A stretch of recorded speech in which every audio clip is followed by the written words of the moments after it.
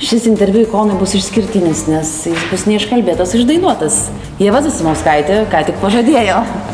Na, Ieva, kaip bus pažadu?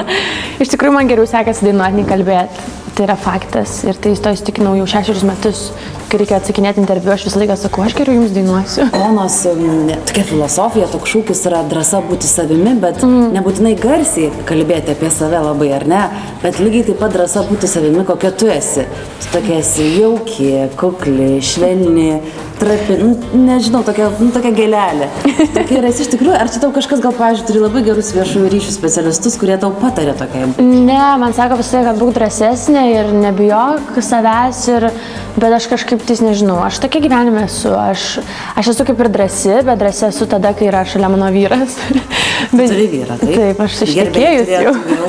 Turėtų jau žinoti. Jo, bet gerai, mano toks įvaizdis ir niekas į mane nesiprašo į vyrus ir kažkaip tais visi labai draugiškai visą laiką rašo laiškus ir niekas nesiūlo eit kavos ir kaip tik džiaugiasi, kad esu ištekėjus, kad esu jau moteris ir su pavardė.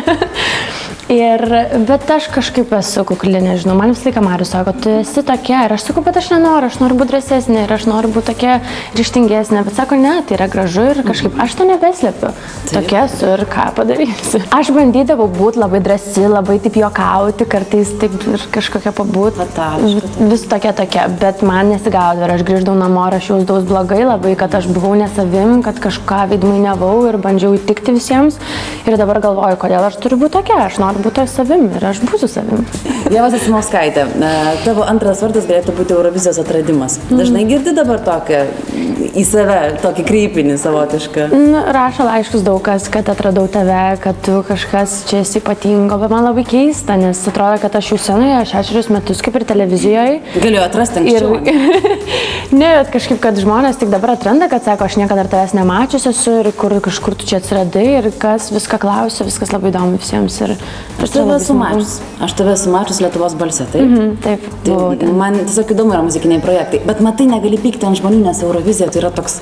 Aš nepykstu, aš labai džiaugiuosi, kad... Garbės reikalas pasižiūrėti Euroviziją ir dabar daug kas tave atrado ir iš tikrųjų aš pati, žinok, nuoširdžiai susižavėjusi su tavimi, būtent Eurovizijai. Sunrise, sunrise, looks like morning in your eyes, but the clocks have not 54 hours. Gerai. Tarp kitko, Eurovizijos komisija, užsienio komisija ypatinga, ar ne? Galbūt neturi kažkokių nusistatymų ar kažkokių įsivaizdavimų, tokių vietinių.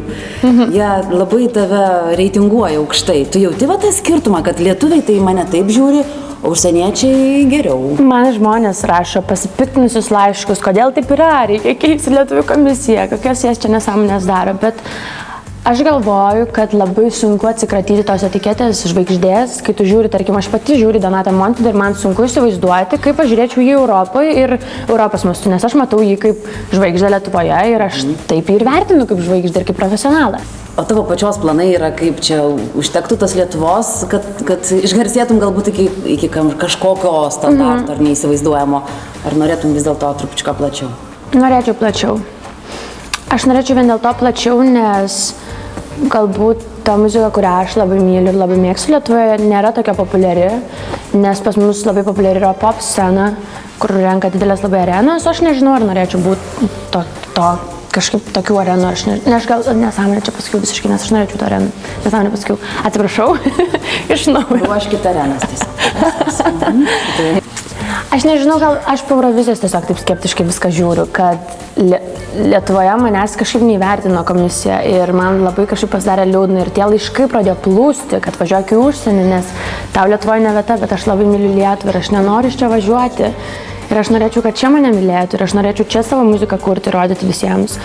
Bet aš neatmetu tos galimybės, kad kada nors aš dainuosiu tiek Lietuvoje, tiek užsienį. Apie pačią kūrybą tu pati kuri muziką, tu rašai žodžius? Aš turiu labai daug sukurtų melodijų ir... Savo pačios? Taip, ir nemažai žodžių, bet dar nei vienos dainos neišleidau į eterį. Bet mane skatina vienas žmogus, kad sako, tu turi tai parodyti. Vyras? Ne vyras. Ne vyras. Aš labai esu savikritiška be galo.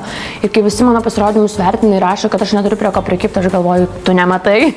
Čia yra N dalykų, prie ko galima prikipti. Ir lygiai taip pat su kūryba yra. Savo tą kūdikį, aš vadinu tą kūrybą, labai sunku paleisti, labai sunku atiduoti ir labai baisu, kad jį iškritikuos kažkaip. Bet tas gimdyti vis tiek javą kažką. Nu, taip, bet to savo kūdikio netiduodi, mes moteris yra tokios, kad viskas tau savinas ir taip su kūryba kažkaip yra, kad tai yra mano ir aš niekam jos netiduosiu.